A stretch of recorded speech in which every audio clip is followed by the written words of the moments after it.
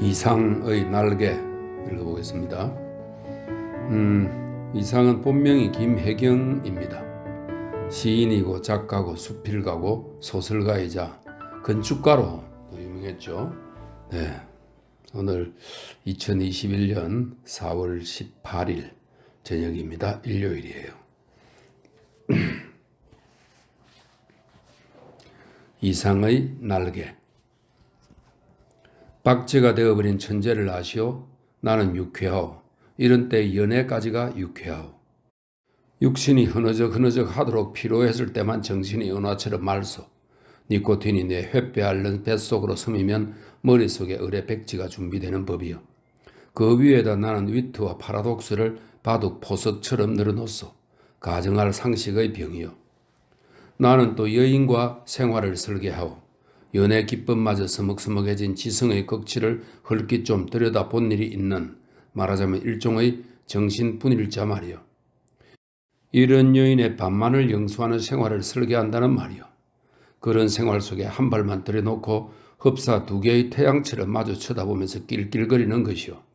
나는 아마 어지간히 인생의 재행이 싱거워서 견딜 수가 없게끔 되고 그만둔 모양이요.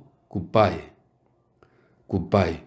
그대는 이따금 그대가 제일 싫어하는 음식을 탐식하는 아이러니를 실천해 보는 것도 놓을 것 같소. 위트와 파라독스와. 그대 자신을 위조하는 것도 할 만한 일이요. 그대의 작품은 한 번도 본 일이 없는 기성품에 의하여 차라리 경편하고 고매하리다. 19세기는 될 수 있거든 봉쇄하여 버리요. 도스토예프스키 정신이란 자칫하면 낭비일 것 같소. 위고를 불란서의 빵 한 조각이라고는 누가 그랬는지 지연인 듯 싶소. 그러나 인생 혹은 그 모형에 있어서 디테일 때문에 속는다거나 했어야 되겠소? 화를 보지 마오. 부디 그대께 고하는 것이니. 테이프가 끊어지면 피가 나오. 상처기가 머지않아 완치될 줄 믿소. 굿바이. 감정은 어떤 포즈, 그 포즈가 부동자세까지 고도화할 때 감정은 딱 공급을 정지합니다. 나는 내 비범한 발육을 회고하여 세상을 보는 안목을 규정하였어. 여왕봉과 미망인. 세상의 하고 많은 여인이 본질적으로 이미 미망인이 아닌 이가 있으리까? 아니, 여인의 전부가 그 일상에 있어서 개개 미망인이라는 그 내 논리가 뜻밖에도 여성에 대한 혐오가 되어 굿바이. 그 33번지라는 것이 구조가 흡사 유곽이라는 느낌이 없지 않다. 한 번지에 18가구가 쭉 어깨를 맞대고 늘어서서 창호가 똑같고 아궁이 모양이 똑같다. 게다가 각 가구에 사는 사람들이 송이 꽃과 같이 젊다. 해가 들지 않는다. 해가 드는 것을 그들이 모른 채 하는 까닭이다. 턱살 밑에다 철줄을 메고 얼룩진 이부자리를 늘어 말린다는 핑계로 미닫이에 해가 드는 것을 막아버린다. 침침한 방 안에서 낮잠들을 잔다. 그들은 밤에는 잠을 자지 않나? 알 수 없다. 나는 밤이나 낮이나 잠만 자느라고 그런 것을 알 길이 없다. 33버지 18가구의 낮은 참 조용하다. 조용한 것은 나뿐이다. 어둑어둑하면 그들은 이부자리를 걷어들인다. 전등불이 켜진 뒤의 18가구는 낮보다 훨씬 화려하다. 저물도록 미닫이 여닫는 소리가 잦다. 바빠진다. 여러 가지 냄새가 나기 시작한다. 비육 굽는 내, 탕고 도랑내, 뜨물내, 비눗내. 그러나 이런 것들보다도 그들의 문패가 제일로 고개를 끄덕이게 하는 것이다. 이 18가구를 대표하는 대문이라는 것이 일각이 돼서 외따로 떨어지기는 했으나 있다. 그러나 그것은 한 번도 다친 일이 없는 한길이나 마찬가지 대문인 것이다. 온갖 장사치들은 하루 가운데 어느 시간이라도 이 대문을 통하여 드나들 수 있는 것이다. 이네들은 문간에서 두부를 사는 것이 아니라 미닫이를 열고 방에서 두부를 사는 것이다.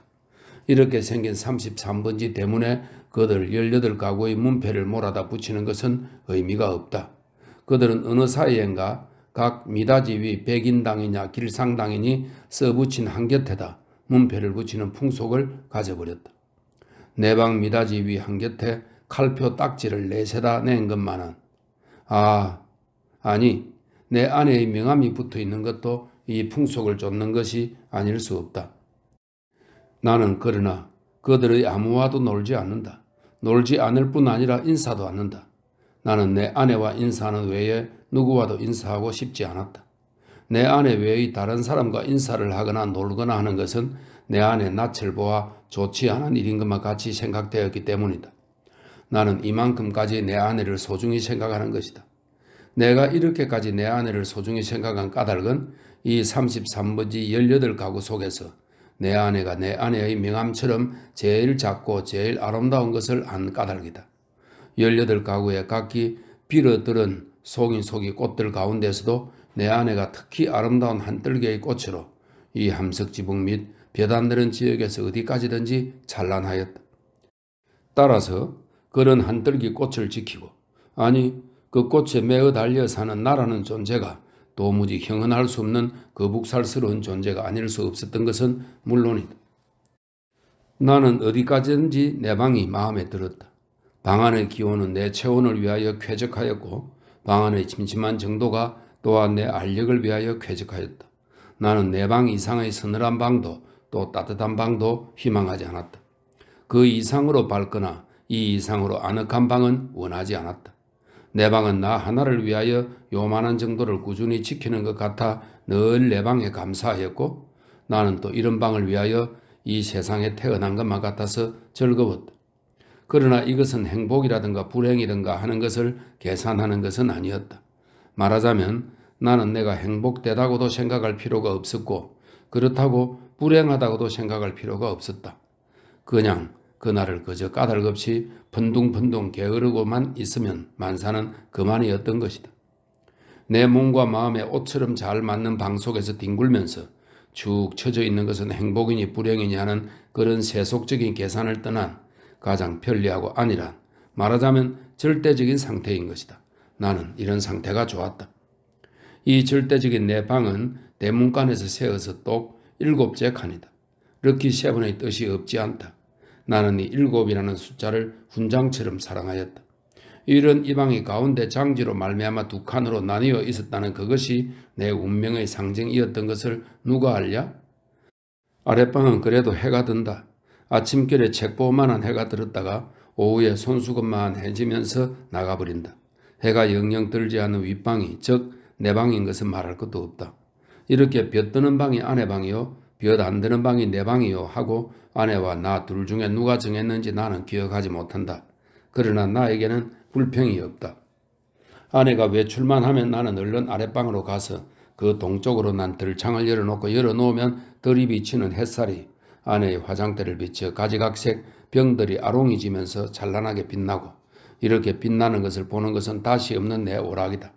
나는 조그만 돋보기를 꺼내가지고 아내만이 사용하는 지리가미를 꺼내가지고 그을려가면서 불장난을 하고 논다.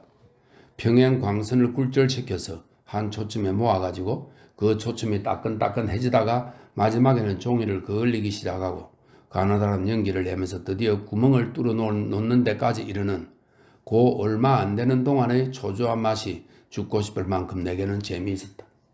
이 장난이 실증이 나면 나는 또 아내의 손잡이 거울을 가지고 여러 가지로 논다.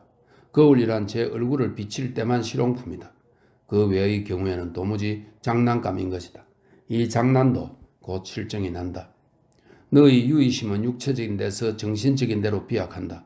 나는 거울을 내던지고 아내의 화장대 앞으로 가까이 가서 나란히 늘어놓인 그 가지각색의 화장품 병들을 들여다본다. 그것들은 세상의 무엇보다도 매력적이다. 나는 그 중에 하나만을 골라서 가만히 마개를 빼고 병 구멍을 내 코에 가져다 대고 숨죽이면서 가벼운 호흡을 하여 본다. 이국적인 센슈얼한 향기가 폐로 스며들면 나는 저절로 스스로 감기는 내 눈을 느낀다. 확실히 아내의 채취의 파편이다. 나는 도로 병마개를 맞고 생각해 본다. 아내의 어느 부분에서 요 냄새가 났던가를. 그러나 그것은 분명하지 않다. 왜? 아내의 채취는 여기 늘어섰던 가지각색 향기의 합계일 것이니까. 아내의 방은 늘 화려하였다. 내 방이 벽에 못한 게 꽂히지 않은 소박한 것인 반대로 아내 방에는 천장 밑으로 쫙 뚫려 못이 박히고 몸마다 화려한 아내의 치마와 저고리가 걸렸다. 여러 가지 무늬가 보기 좋다. 나는 그 여러 조각의 치마에서 늘 아내의 동체와 그 동체가 될 수 있는 여러 가지 포즈를 연상하면서 내 마음은 늘 점잖지 못하다. 그렇게만 나에게는 옷이 없었다. 아내는 내게 옷을 주지 않았다. 입고 있는 골된 양복 한 벌이 내 자리 옷이었고 통상복과 나들이 옷을 겸한 것이었다. 그리고 하이넥의 스웨터가 한 조각 사철을 통한 내 내이다. 그것들은 하나같이 다 빛이 검다. 그것은 내 짐작 같아서는 즉 빨래를 뗄 수 있는 때까지 하지 않아도 보기 싫지 않게 하기 위한 것이 아닌가 한다.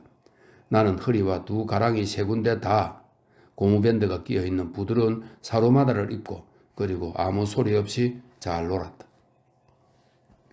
어느덧 손수건만해졌던 볕이 나갔는데 아내는 외출해서 돌아오지 않는다. 나는 요만 이래도 좀 피곤하였고 또 아내가 돌아오기 전에 내 방으로 가 있어야 될 것을 생각하고 그만 내 방으로 건너간다. 내 방은 침침하다. 나는 이불을 뒤집어 쓰고 낮잠을 잔다. 한 번도 끄던 일이 없는 내 이부자리는 내 몸뚱이의 일부분처럼 내게는 참 반갑다. 잠은 잘 오는 적도 있다. 그러나 또 전신이 까짓까짓하면서 영 잠이 오지 않는 적도 있다. 그런 때는 아무 제목을 하나 골라서 연구하였다. 나는 내 좀 축축한 이불 속에서 참 여러 가지 발명도 하였고 논문도 많이 썼다. 시도 많이 지었다. 그러나 그것들은 내가 잠이 드는 것과 동시에 내 방에 담겨서 철철 넘치는 그 흐느흐느한 공기에 다 비누처럼 풀어져서 온데간데 없고 한참 자고 깨인 나는 속이 무명 헝겊이나 메밀 껍질로 띵띵 찬 한 덩어리 베개와도 같은 한 벌 신경이었을 뿐이고 하였다. 그러기에 나는 빈대가 무엇보다도 싫었다. 그러나 내 방에서는 겨울에도 몇 마리의 빈대가 끊이지 않고 나왔다. 내게 근심이 있었다면 오직 이 빈대를 미워하는 근심일 것이다. 나는 빈대에게 물려서 가려운 자리를 피가 나도록 긁었다. 쓰라리다. 그것은 거역한 쾌감에 틀림없었다. 나는 홍고니 잠이 든다. 나는 그러나 그런 이불 속의 사색 생활에서도 적극적인 것을 궁리하는 법이 없다. 내게는 그럴 필요가 대체 없었다. 만일 내가 그런 좀 적극적인 것을 궁리해내었을 경우에 나는 반드시 내 아내와 의논하여야 할 것이고 그러면 반드시 나는 아내에게 꾸지람을 들을 것이고 나는 꾸지람이 무서웠다기보다는 성가셨다. 내가 제법 한 사람이 사회인의 자격으로 일을 해보는 것도 아내에게 사슬 듣는 것도 나는 가장 게으른 동물처럼 게으른 것이 좋았다. 될 수만 있으면 이 무의미한 인간의 탈을 벗어버리고도 싶었다. 나에게는 인간 사회가 스스러웠다. 생활이 스스러웠다. 모두가 서먹서먹할 뿐이었다. 아내는 하루에 2번 세수를 한다. 나는 하루 한 번도 세수를 하지 않는다. 나는 밤중 3시나 4시쯤에서 변소에 갔다.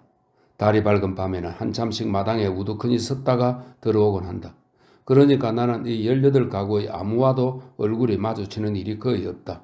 그러면서도 나는 이 18가구의 젊은 여인의 얼굴들을 그반 다 기억하고 있었다.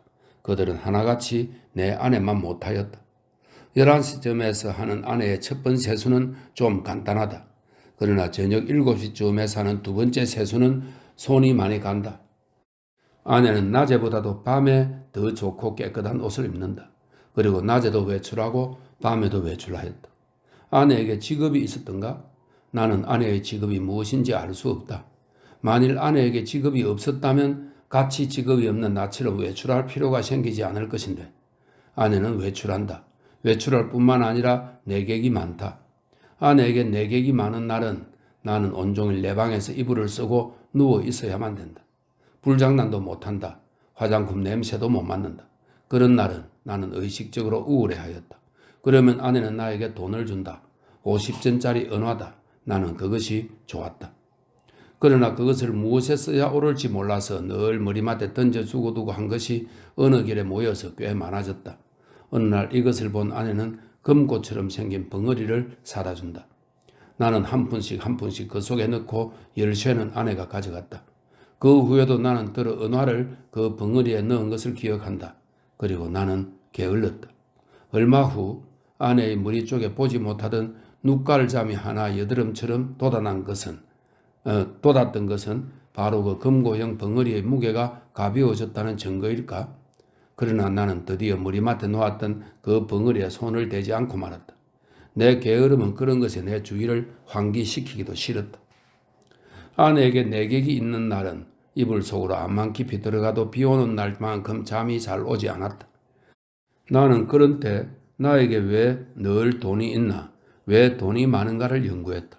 내객들은 장지 저쪽에 내가 있는 것을 모르나 보다. 내 아내와 나도 좀 하기 어려운 농을 아주 서슴지 않고 쉽게 해던지는 것이다. 그러나 내 아내를 찾은 서너 사람의 내객들은 늘 비교적 점잖았다고 볼 수 있는 것이 자정이 좀 지나면 을에 돌아들 같다. 그들 가운데에는 퍽 교양이 얕은 자도 있는 듯 싶었는데 그런 자는 보통 음식을 사다 먹고 논다. 그래서 보충을 하고 대체로 무사하였다. 나는 우선 아내의 직업이 무엇인가를 연구하기에 착수하였으나 좁은 시야와 부족한 지식으로는 이것을 알아내기 힘이 든다. 나는 끝끝내 내 아내의 직업이 무엇인가를 모르고 말려나 보다. 아내는 늘 진솔버섯만 신었다. 아내는 밥도 지었다. 아내가 밥을 짓는 것을 나는 한 번도 구경한 일은 없으나 언제든지 끼니 때면 내 방으로 내 조석 밥을 날라다 주는 것이다. 우리 집에는 나와 내 아내 외의 다른 사람은 아무도 없다. 이 밥은 분명 아내가 손수 지었음에 틀림없다.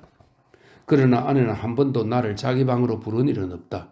나는 늘 웃방에서나 혼자서 밥을 먹고 잠을 잤다. 밥은 너무 맛이 없었다. 반찬이 너무 엉성하였다. 나는 닭이나 강아지처럼 말없이 주는 모이를 넙적넙적 받아 먹기는 했으나 내심 야속하게 생각한 적도 더러 없지 않다. 나는 안색이 여지없이 창백해 가면서 말라 들어갔다. 나날이 눈에 보이듯이 기운이 줄어들었다. 영양 부족으로 하여 몸뚱이 곳곳에 뼈가 불쑥불쑥 내어 밀었다. 하룻밤 사이에도 수십 차를 돌쳐 눕지 않고는 여기저기가 베겨서 나는 베겨낼 수가 없었다. 그렇기 때문에 나는 내 이불 속에서 아내가 늘 흔히 쓸 수 있는 저 돈의 출처를 탐색해내는 일변 장지 틈으로 새어나오는 아랫방의 음성은 무엇일까를 간단히 연구하였다. 나는 잠이 잘 안 왔다. 깨달았다. 아내가 쓰는 그 돈은 내게는 다만 실없는 사람들로밖에 보이지 않는 까닭모를 내객들이 놓고 나가는 것이 틀림없으리라는 것을 깨달았다. 그러나 왜 그들 내객은 돈을 놓고 가나? 왜 내 아내는 그 돈을 받아야 되나? 하는 예의 관념이 내게는 도무지 알 수 없는 것이었다. 그것은 그저 예의에 지나지 않는 것일까? 그렇지 않으면 혹 무슨 대가일까? 보수일까? 내 아내가 그들의 눈에는 동정을 받아야 할 만한 가엾은 인물로 보였던가? 이런 것들을 생각하노라면 을에 내 머리는 그냥 혼란하여 버리고 하였다. 잠들기 전에 획득했다는 결론이 오직 불쾌하다는 것뿐이었으면서도 나는 그런 것을 아내에게 물어보거나 한 일이 참 한 번도 없다. 그것은 대체 귀찮기도 하려니와 한참 자고 일어나는 나는 사모 딴 사람처럼 이것도 저것도 다 깨끗이 잊어버리고 그만두는 까닭이다. 내객이 돌아가고 혹 외출해서 돌아오고 하면 아내는 간편한 것으로 옷을 바꾸어 입고 내 방으로 나를 찾아온다. 그리고 이불을 떨치고 내 귀에는 영 생동생동한 몇 마디 말로 나를 위로하려 든다. 나는 조소도 고소도 홍소도 아닌 웃음을 얼굴에 띄고 아내의 아름다운 얼굴을 쳐다본다. 아내는 방글에 웃는다. 그러나 그 얼굴에 떠도는 일말의 예술을 나는 놓치지 않는다. 아내는 능히 내가 배고파하는 것을 눈치챌 것이다. 그러나 아랫방에서 먹고 난 음식을 나에게 줄여들지는 않는다. 그것은 어디까지든지 나를 존경하는 마음일 것임에 틀림없다. 나는 배가 고프면서도 저기 마음이 든든한 것을 좋아했다. 아내가 무엇이라고 찌꺼리고 갔는지 귀에 남아있을 리가 없다. 다만 내 머리맡에 아내가 놓고 간 은화가 전등불에 흐릿하게 빛나고 있을 뿐이다. 고금고형 벙어리 속에 은화가 얼마만큼이나 모였을까? 나는 그러나 그것을 쳐들어보지 않았다. 그저 아무런 의욕도 기원도 없이 그 단추 구멍처럼 생긴 틈바구니로 은화를 떨어뜨려 둘 뿐이었다. 왜 아내의 내객들이 아내에게 돈을 놓고 가나 하는 것이 풀 수 없는 의문인 것 같이 왜 아내는 나에게 돈을 놓고 가나 하는 것도 역시 나에게는 똑같이 풀 수 없는 의문이었다. 내 비록 아내가 내게 돈을 놓고 가는 것이 싫지 않았다 하더라도 그것은 다만 그것이 내 손가락 닿는 순간에서부터 그 벙어리 주둥이에서 자취를 감추기까지의 하잘것없는 짧은 촉각이 좋았다일 뿐이지 그 이상 아무 기쁨도 없다. 어느 날 나는 그 벙어리를 변소에 갖다 넣어버렸다. 그때 벙어리 속에는 몇 푼이나 되는지 모르겠으나 그 은화들이 꽤 들어있었다.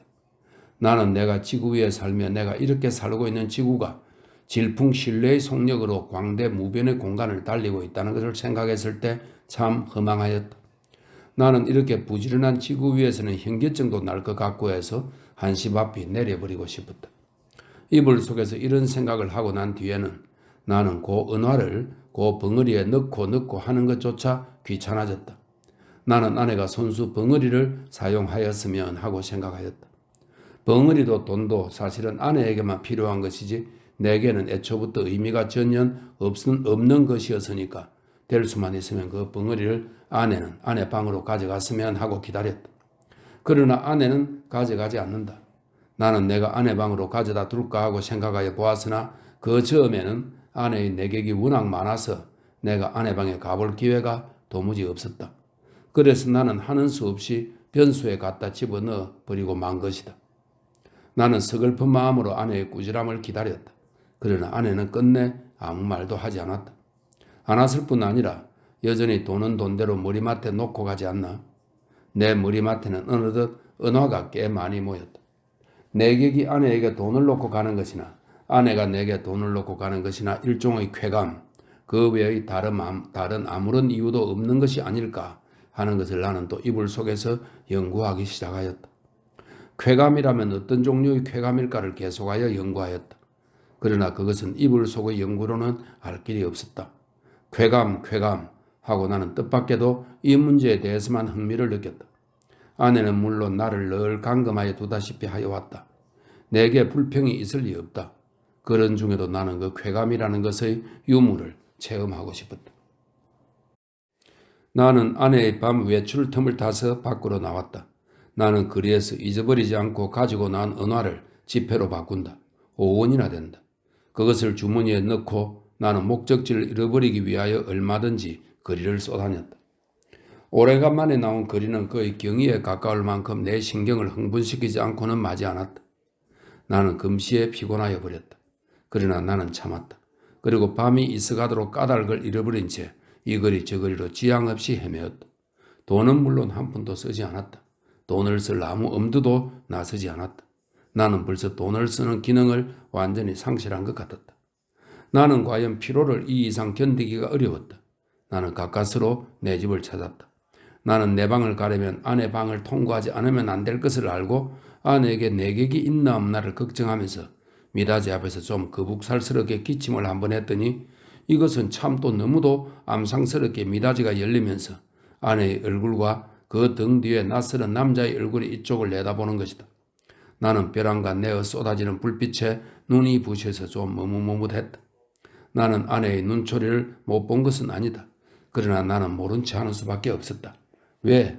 나는 어쨌든 아내의 방을 통과하지 않으면 안 되니까. 나는 이불을 뒤집어 썼다. 무엇보다도 다리가 아파서 견딜 수가 없었다. 이불 속에서는 가슴이 울렁거리면서 암만 해도 까무러칠 것만 같았다. 그럴 때는 몰랐더니 숨이 차다. 등에 식은 땀이 쭉 내배인다. 나는 외출한 것을 후회하였다. 이런 피로를 잊고 어서 잠이 들었으면 좋았다. 한잠 잘 자고 싶었다. 얼마 동안이나 비스듬히 엎드려 있었더니 차츰차츰 뚝딱거리는 가슴 동계가 가라앉는다. 그만해도 우선 살 것 같았다. 나는 몸을 들쳐 반드시 천장을 향하여 눕고 쭉 다리를 뻗었다. 그러나 나는 또다시 가슴의 동계를 피할 수 없게 되었다. 아랫방에서 아내와 그 남자의 내 귀에도 들리지 않을 만큼 낮은 목소리로 소곤거리는 기척이 장지 틈으로 전하여 왔던 것이다. 청각을 더 예민하게 하기 위하여 나는 눈을 떴다. 그리고 숨을 죽였다. 그러나 그때는 벌써 아내와 남자는 앉았던 자리를 툭툭 털고 일어섰고 일어서면서 옷과 모자 쓰는 기척이 나는 듯 하더니 이어 미닫이가 열리고 구두 뒤축 소리가 나고 그리고 뜰에 내려서는 소리가 쿵 하고 나면서 뒤를 따르는 아내의 고무신 소리가 두 발짝 찍찍 나고 사뿐사뿐 나나 하는 사이에 두 사람의 발소리가 대문 쪽으로 사라졌다. 나는 아내의 이런 태도를 본 일이 없다. 아내는 어떤 사람과도 결코 소곤거리는 법이 없다. 나는 웃방에서 이불을 쓰고 누웠는 동안에도 혹 술이 취해서 혀가 잘 돌아가지 않는 내객들이 다마는 들어 놓치는 수가 있어도 아내의 높지도 낮지도 않은 말소리는 일찍이 한마디도 놓쳐본 일이 없다. 들어 내 귀에 거슬리는 소리가 있어도 나는 그것이 태연한 목소리로 내 귀에 들렸다는 이유로 충분히 안심이 되었다. 그렇던 아내의 이런 태도는 필시 그 속에 여간하지 않은 사정이 있는 듯 싶이 생각이 되었고 내 마음은 좀 서운했으나 그보다는 나는 좀 너무 피로해서 오늘만은 이불 속에서 아무것도 연구하지 않기로 굳게 결심하고 잠을 기다렸다. 낮잠은 좀처럼 오지 않았다. 대문간에 나간 아내도 좀처럼 들어오지 않았다. 그러는 동안에 허지부지 나는 잠이 들어버렸다. 꿈이 얼숭덜숭 종을 잡을 수 없는 거리의 풍경을 여전히 헤매었다. 나는 몹시 흔들렸다. 내 격을 보내고 들어온 아내가 잠든 나를 잡아 흔드는 것이다. 나는 눈을 번쩍 뜨고 아내의 얼굴을 쳐다보았다. 아내의 얼굴에는 웃음이 없다. 나는 좀 눈을 비비고 아내의 얼굴을 자세히 보았다. 노기가 눈초리에 떠서 얇은 입술이 바르르 떨린다. 좀처럼 이 노기가 풀리기는 어려울 것 같았다. 나는 그대로 눈을 감아버렸다. 벼락이 내리기를 기다린 것이다. 그러나 새끈하는 숨소리가 나면서 부스스 아내의 치맛자락 소리가 나고 장지가 여닫히며 아내는 아내 방으로 돌아갔다. 나는 다시 몸을 돌쳐 이불을 뒤집어 쓰고는 개구리처럼 엎드려서 배가 고픈 가운데도 오늘 밤의 외출을 또 한 번 후회하였다. 나는 이불 속에서 아내에게 사죄하였다. 그것은 너의 오해라고.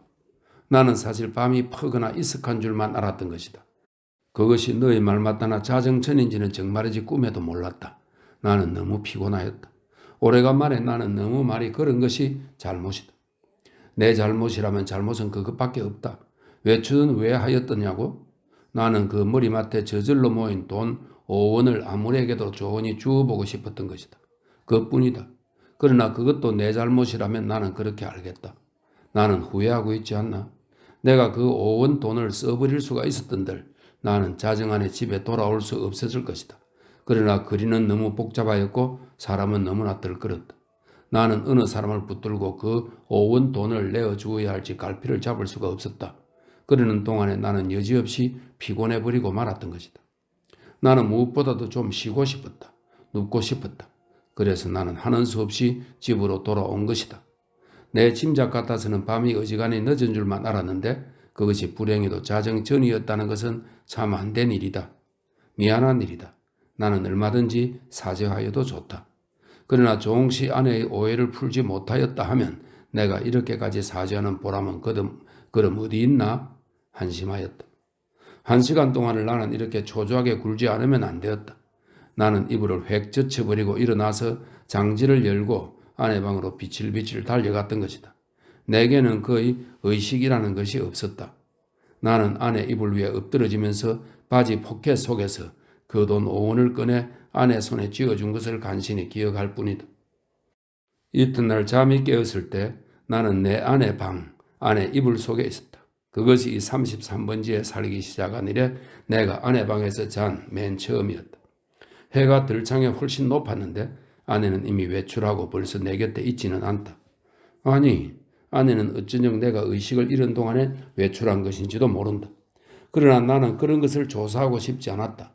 다만 전신이 찌뿌들한 것이 손가락 하나 깜짝할 힘조차 없었다.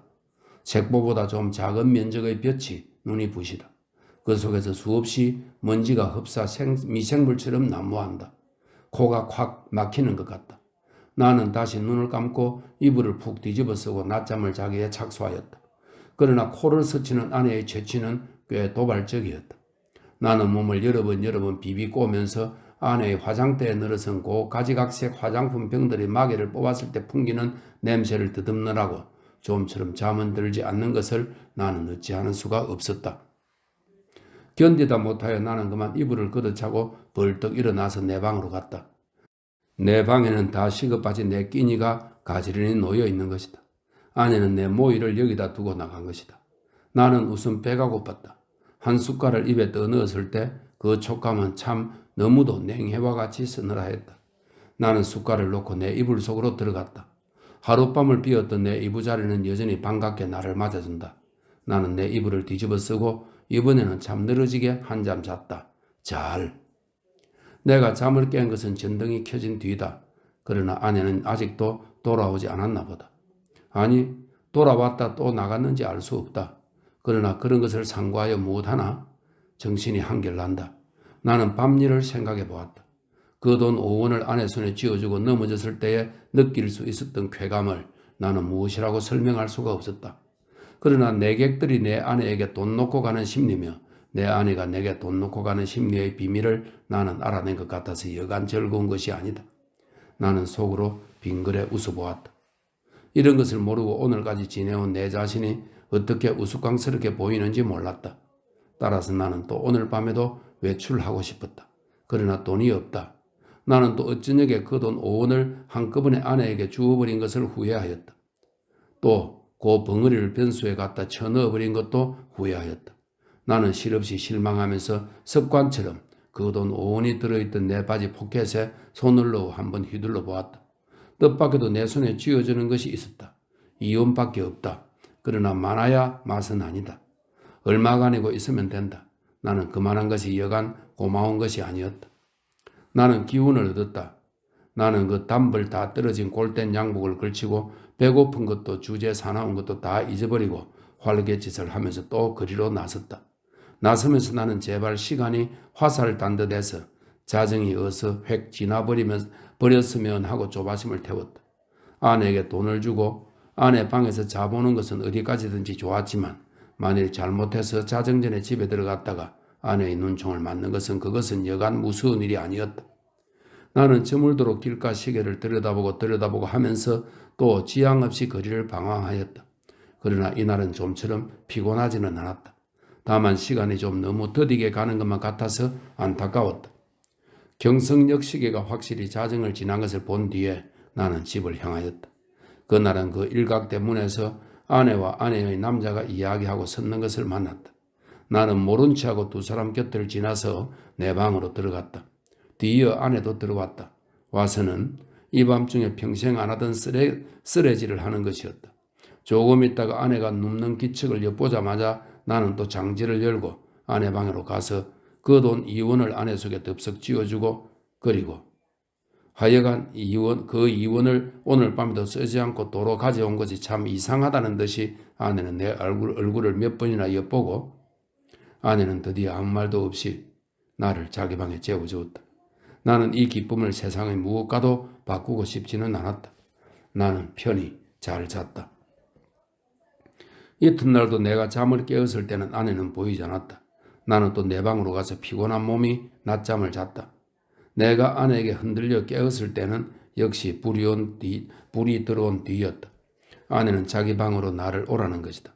이런 일은 또 처음이다. 아내는 끊임없이 얼굴에 미소를 띠고 내 팔을 이끄는 것이다. 나는 이런 아내의 태도 이면에 앵간치 않은 음모가 숨어있지는 않은가 하고 저기 불안을 느끼지 않을 수 없었다. 나는 아내의 하자는 대로 아내의 방으로 끌려갔다. 아내 방에는 저녁 밥상이 조촐하게 차려져 있는 것이다. 생각하여 보면 나는 이틀을 굶었다. 나는 지금 배고픈 것까지도 긴가민가 잊어버리고 으름으름하던 차다. 나는 생각하였다. 이 최후의 만찬을 먹고 나자마자 벼락이 내려도 나는 차라리 후회하지 않을 것을. 사실 나는 인간 세상이 너무나 심심해서 못 견디겠던 차다. 모든 것이 성가시고 귀찮았으나 그러나 불의의 재난이라는 것은 즐겁다. 나는 마음을 턱 놓고 조용히 아내와 마주 이 회개한 저녁밥을 먹었다. 우리 부부는 이야기하는 법이 없었다. 밥을 먹은 뒤에도 나는 말이 없이 부서서 일어나서 내 방으로 건너가 버렸다. 아내는 나를 붙잡지 않았다. 나는 벽에 기대어 앉아서 담배를 한 대 피워 물고 그리고 벼락이 떨어질 테거든 어서 떨어져라 하고 기다렸다. 5분, 10분. 그러나 벼락은 내리지 않았다. 긴장이 차츰 풀어지기 시작한다. 나는 어느덧 오늘 밤에도 외출할 것을 생각하고 있었다. 돈이 있었으면 하고 생각하고 있었다. 그러나 돈은 확실히 없다. 오늘은 외출하여도 나중에 올 무슨 기쁨이 있나? 내 앞에 그저 아뜩하였다. 나는 화가 나서 이불을 뒤집어쓰고 이리 뒹굴 저리 뒹굴 굴렀다. 금시 먹은 밥이 목으로 자꾸 치밀어 오른다. 메스꺼웠다. 하늘에서 얼마라도 좋으니 왜 지폐가 소낙비처럼 퍼붓지 않나? 그것이 그저 한없이 야속하고 슬펐다. 나는 이렇게밖에 돈을 구하는 아무런 방법도 알지는 못했다. 나는 이불 속에서 좀 울었나 보다. 왜 없느냐면서. 그랬더니 아내가 또 내 방에를 왔다. 나는 깜짝 놀라 아마 이제서야 벼락이 내리려나 보나 벼락이 내리는 나보나 하고 숨을 죽이고 두꺼비 모양으로 엎드려 있었다. 그러나 떨어진 입을 새어 나오는 아내의 말소리는 참 부드러웠다. 정다웠다. 아내는 내가 왜 우는지를 안다는 것이다. 돈이 없어서 그러는 게 아니란다. 나는 실없이 깜짝 놀랐다. 어떻게 사람의 속을 환하게 들여다보는고 해서 나는 한편으로 슬그머니 겁도 안 나는 것은 아니었으나 저렇게 말하는 것을 보면 아마 내게 돈을 줄 생각이 있나 보다. 만일 그렇다면 오죽이나 좋은 일일까. 나는 이불 속에 뚫뚫 말린 채 고개도 들지 않고 아내의 다음 거동을 기다리고 있으니까 예소 하고 내 머리맡에 내려뜨리는 것은 그 가뿐한 음량으로 보아 지폐에 틀림없었다. 그리고 내 귀에다 대고 오늘을랑 어제보다도 늦게 돌아와도 좋다고 속삭이는 것이다. 그것은 어렵지 않다. 우선 그 돈이 무엇보다도 고맙고 반가웠다. 어쨌든 나섰다. 나는 좀 야맹증이다. 그래서 될 수 있는 대로 밝은 거리로 돌아다니기로 했다. 그리고는 경성역 1, 2등 대합실 한곁 티룸에를 들렸다. 그것은 내게는 큰 발견이었다. 거기는 우선 아무도 아는 사람이 안 온다. 설사 왔다가도 곧 돌아가니까 좋다. 나는 날마다 여기 와서 시간을 보내리라 속으로 생각하여 두었다. 제일 여기 시계가 어느 시계보다 정확하리라는 것이 좋았다. 섣불리 서투른 시계를 보고 그것을 믿고 시간 전에 집에 돌아갔다가 큰 코를 다쳐서는 안 된다. 나는 한 박스에 아무것도 없는 것과 마주 앉아서 잘 끓은 커피를 마셨다. 총총한 가운데 여객들은 그래도 한 잔 커피가 즐거운가 보다. 얼른얼른 마시고 뭘 좀 생각하는 것 같이 담벼락도 좀 쳐다보고 하다가 곧 나가버린다. 서글프다. 그러나 내게는 이 서글픈 분위기가 거리의 티룸의 그 구추장스러운 분위기보다는 절실하고 마음에 들었다. 이따금 들리는 날카로운 혹은 우렁찬 기적 소리가 모차르트보다도 더 가깝다. 나는 메뉴에 적힌 몇 가지 안 되는 음식 이름을 치읽고 내리읽고 여러 번 읽었다. 그것들은 아물아물하는 것이 어딘가 내 어렸을 때 동무들 이름과 비슷한 데가 있었다. 거기서 얼마나 내가 오래 앉았는지 정신이 오락가락하는 중에 객이 슬며시 뜸해지면서 이구석 저구석 걷어치우기 시작하는 것을 보면 아마 닫는 시간이 된 모양이다. 11시가 좀 지났구나. 여기도 결코 내 안주의 곳은 아니구나. 어디 가서 자정을 넘길까? 두루 걱정을 하면서 난 밖으로 나섰다. 비가 온다. 빗발이 제법 굵은 것이 우비도 우산도 없는 나를 고생시킬 작정이다. 그렇다고 이런 괴이한 풍물을 차리고 이 홀에서 어물어물 하는 수도 없고 에이 비를 맞으면 맞았지 하고 그냥 나서버렸다. 대단히 선선해서 견딜 수가 없다. 골된 옷이 젖기 시작하더니 나중에는 속속들이 서머들면서 추건거린다. 비를 맞아 가면서라도 견딜 수 있는 데까지 거리를 돌아다녀서 시간을 보내려 하였으나 이제는 선선해서 이 이상은 더 견딜 수가 없다. 오한이 자꾸 일어나면서 이가 딱딱 맞부딪는다. 나는 걸음을 늦추면서 생각하였다. 오늘 같은 굳은 날도 아내에게 내객이 있으려고? 없겠지 하는 생각이 드는 것이다. 집으로 가야겠다. 아내에게 불행히 내객이 있거든 내 사정을 하리라. 사정을 하면 이렇게 비가 오는 것을 눈으로 보고 알아주겠지. 불이 나게 와보니까 그러나 아내에게는 내객이 있었다. 나는 너무 춥고 척척해서 얼떨김에 녹화하는 것을 잊었다. 그래서 나는 보면 아내가 덜 좋아할 것을 그만 보았다. 나는 간발자국 같은 발자국을 내면서 덤벙덤벙 아내 방을 디디고 내 방으로 가서 쭉 빠진 옷을 활활 벗어버리고 이불을 뒤썼다. 덜덜덜덜 떨린다. 오한이 점점 더 심해 들어온다. 여전 땅이 꺼져 들어갈 것만 같았다. 나는 그만 의식을 잃어버리고 말았다. 이튿날 내가 눈을 떴을 때 아내는 내 머리맡에 앉아서 제법 근심스러운 얼굴이다. 나는 감기가 들었다. 여전히 어서서 춥고 또 골치가 아프고 입에 군침이 도는 것이 쓸쓸하면서 다리팔이 척 늘어져서 노곤하다. 아내는 내 머리를 쓱 짚어보더니 약을 먹어야지 한다. 아내 손이 이마에 선뜻한 것을 보면 신혈이 어지간한 모양인데 약을 먹는다면 해열제를 먹어야지 하고 속 생각을 하자니까 아내는 따뜻한 물에 하얀 정제약 4개를 준다. 이것을 먹고 한 잔 푹 자고 나면 괜찮다는 것이다. 나는 늘름 받아 먹었다. 쌉스름한 것이 짐작 같아서는 아마 아스피린인가 싶다. 나는 다시 이불을 쓰고 단번에 그냥 죽은 것처럼 잠이 들어버렸다. 나는 콧물을 훌쩍훌쩍 하면서 여러 날을 앓았다. 앓는 동안에 끊이지 않고 그 정제약을 먹었다. 그러는 동안에 감기도 나았다. 그러나 입맛은 여전히 소태처럼 썼다. 나는 차츰 또 외출하고 싶은 생각이 났다. 그러나 아내는 나더러 외출하지 말라고 이러는 것이다. 이 약을 날마다 먹고 그리고 가만히 누워 있으라는 것이다. 공연히 외출을 하다가 이렇게 감기가 들어서 저를 고생시키는 게 아니란다. 그도 그렇다. 그럼 외출을 하지 않겠다고 맹세하고 그 약을 연복하여 몸을 좀 보호해보리라고 나는 생각하였다. 나는 날마다 이불을 뒤집어 쓰고 밤이나 낮이나 잤다. 유난스럽게 밤이나 낮이나 졸려서 견딜 수가 없는 것이다. 나는 이렇게 잠이 자꾸만 오는 것은 내가 몸이 훨씬 튼튼해진 증거라고 굳게 믿었다. 나는 아마 한 달이나 이렇게 지냈나 보다. 내 머리와 수염이 좀 너무 자라서 후터대서 견딜 수가 없어서 내 거울을 좀 보리라고 아내가 외출한 틈을 타서 나는 아내 방으로 가서 아내의 화장대 앞에 앉아보았다. 상당하다. 수염과 머리가 참 상당하였다. 오늘은 이발을 좀 하리라고 생각하고 겸사겸사 그 화장품 병들 마개를 뽑고 이것저것 맡아보았다. 한동안 잊어버렸던 향기 가운데서는 몸이 베베 꼬일 것 같은 채취가 전해 나왔다. 나는 아내의 이름을 속으로만 한번 불러보았다. 연심이 하고. 오래간만에 돋보기 장난도 하였다. 거울 장난도 하였다. 창에 든 볕이 여간 따뜻한 것이 아니었다. 생각하면 오울이 아니냐. 나는 커다랗게 기지개를 한번 켜보고 아내 베개를 내려 베고 벌떡 자빠져서는 이렇게도 편안하고 즐거운 세월을 하나님께 흠씬 자랑하여 주고 싶었다. 나는 참 세상의 아무 것과도 교섭을 가지지 않는다. 하느님도 아마 나를 칭찬할 수도 처벌할 수도 없는 것 같다.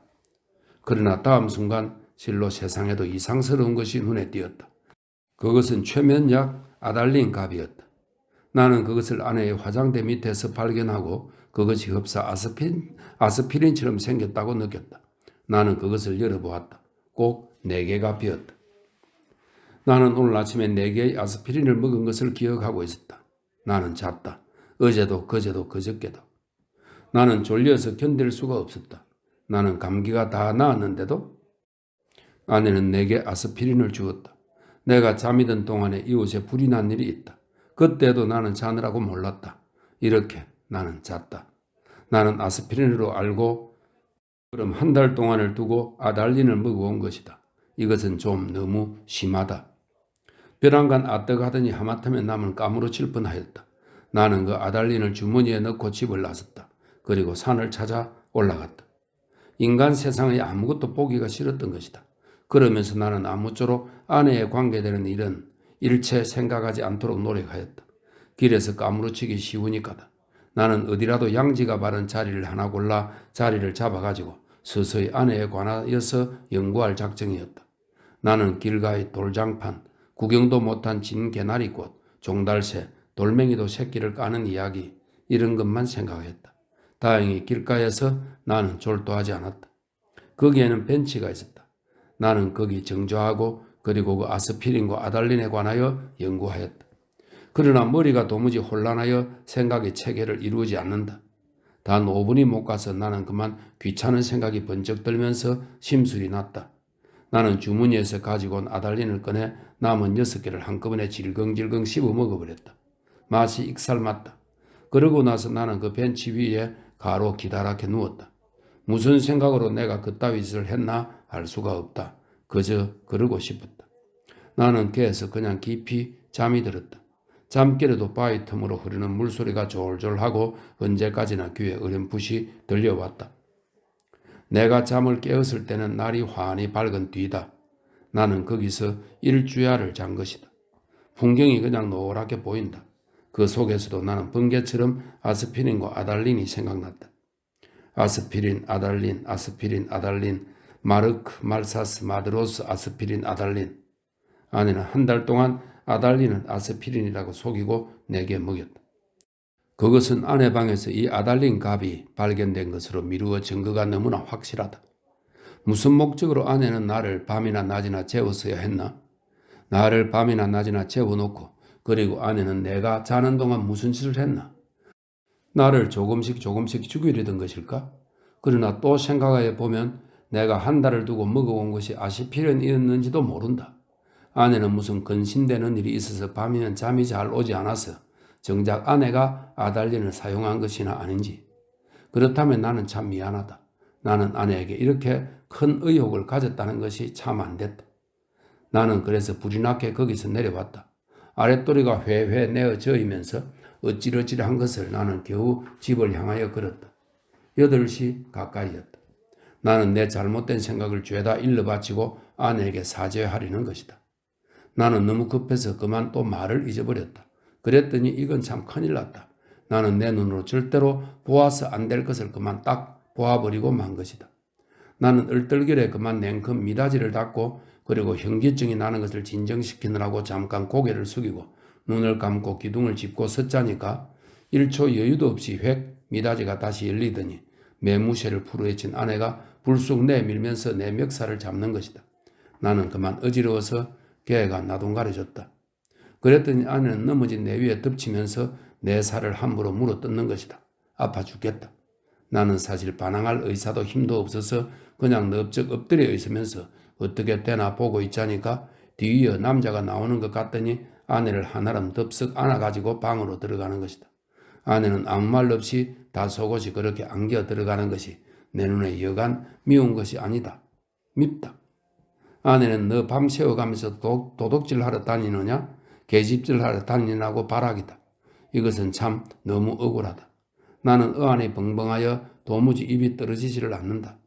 너는 그야말로 나를 살해하려던 것이 아니냐고 소리를 한번 꽥 질러보고도 싶었으나 그런 긴가민가한 소리를 섣불리 입 밖에 내었다가는 무슨 화를 볼는지 알 수 없다.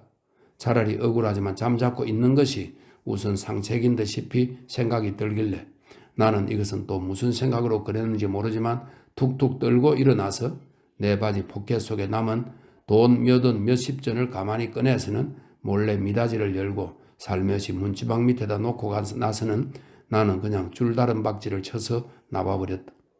여러 번 자동차에 치일 뻔하면서 나는 그래도 경성역으로 찾아갔다. 빈자리와 마주 앉아서 이 쓰디쓴 입맛을 거두기 위하여 무엇으로나 입가심을 하고 싶었다. 커피 좋다. 그러나 경성역 홀에 한 걸음 들여놓았을 때 나는 내 주머니에는 돈이 한 푼도 없는 것을 그것을 깜빡 잊었던 것을 깨달았다. 또 아뜩하였다. 나는 어디선가 그저 맥없이 머뭇하면서 어쩔 줄을 모를 뿐이었다. 얼빠진 사람처럼 그저 이리 갔다 저리 갔다 하면서. 나는 어디로 드립다 쏘다니는지 하나도 모른다. 다만 몇 시간 후에 내가 미스꽃이 옥상에 있는 것을 깨달았을 때는 거의 대낮이었다. 나는 거기 아무데나 주저앉아서 내 자라온 26해를 회고하여 보았다. 몽롱한 기억 속에서는 이렇다는 아무 제목도 불거져 나오지 않았다. 나는 또 내 자신에게 물어보았다. 너는 인생에 무슨 욕심이 있느냐고. 그러나 있다고도 없다고도 그런 대답은 하기 싫었다. 나는 거의 나 자신의 존재를 인식하기조차도 어려웠다. 허리를 굽혀서 나는 그저 금붕어를 들여다보고 있었다. 금붕어는 참 잘들도 생겼다. 작은 놈은 작은 놈대로, 큰 놈은 큰 놈대로 다 싱싱하니 보기 좋았다. 내려비치는 5월 햇살의 금붕어들은 그 바탕에 그림자들을 내려뜨렸다. 지느러미는 하늘 아래 손수건을 흔드는 흉내를 낸다. 나는 이 지느러미 수요를 세어보기도 하면서 굽힌 허리를 좀처럼 펴지 않았다. 등이 따뜻하다. 나는 또 오탁의 거리를 내려다보았다. 거기서는 피곤한 생활이 뚝 금붕어 지느러미처럼 흐느흐득 허우적거렸다. 눈에 보이지 않는 끈적끈적한 줄에 엉켜서 헤어나지들을 못한다. 나는 피로와 공복 때문에 무너져 들어가는 몸뚱이를 끌고 그 오탁의 거리 속으로 섞여가지 않는 수도 없다 생각하였다. 나서서 나는 또 문득 생각하여 보았다. 이 발길이 지금 어디로 향하여 가는 것인가를. 그때 내 눈앞에는 아내의 모가지가 벼락처럼 내려 떨어졌다. 아스피린과 아달린.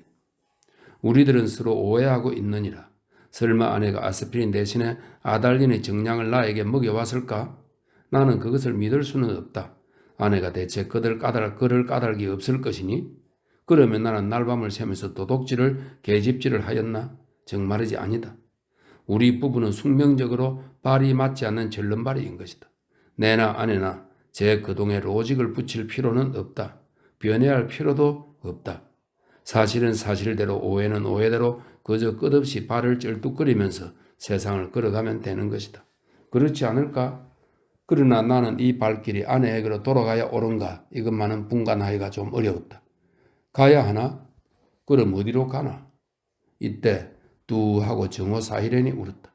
사람들은 모두 내 활개를 펴고 닭처럼 부드득거리는 것 같고 온갖 유리와 강철과 대리석과 지폐와 잉크가 부글부글 끓고 수순을 떨고 하는 것 같은 찰나.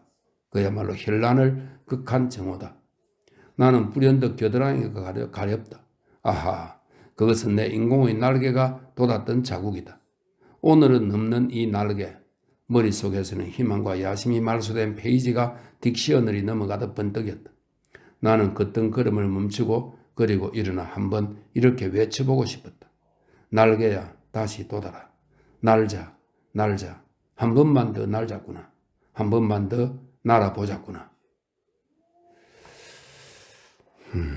네, 이렇게 이상의 날개 전부 끝이 났습니다.